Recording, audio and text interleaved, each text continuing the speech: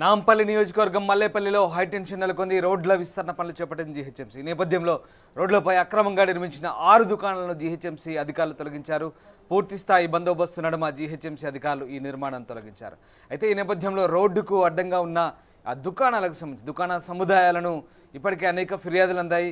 కొన్ని ప్రమాదాలు కూడా చోటు చేసుకుంటున్న నేపథ్యంలో తాజాగా జీహెచ్ఎంసీ అధికారులు ఈ నిర్ణయం తీసుకున్నారు. ఆ 6 దుకాణాల సముదాయాన్ని తొలగించిన పరిస్థితి మనకు కనబడుతుంది. ఈ నేపథ్యంలో భారీ బందోబస్తు నడుమ జీహెచ్ఎంసీ అధికారులు కూల్చివేశారు. మీరు ఆ దృశ్యాలు చూడొచ్చు. ఒకసారి ఇవాళ జీహెచ్ఎంసీ అధికారులు ఆ 6 దుకాణాలను తొలగిస్తున్నప్పటి దృశ్యాలు అవి.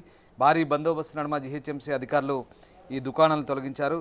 నిన్న రహదారుల పనుల్ని పరిశీలించేందుకు కాంగ్రెస్ నేత ఫిరోజ్ ఖాన్ వెళ్ళినప్పుడు కూడా ఇక్కడ దాడి జరిగిన విషయం తెలిసిందే. ఎంఐఎం కాంగ్రెస్ మధ్య గొడవలు కూడా జరిగాయి. ఈ నేపథ్యంలో ఇవాళ భారీ బందోబస్తు ఏర్పాటు చేసి జీహెచ్ఎంసీ అధికారులు అయితే కూల్చివేశారు. రహదారి పనుల కారణంగా గుంతలో ఓ వృద్ధుడు పడిపోయిన నేపథ్యంలో ఆయనకు గాయాలయ్యాయి.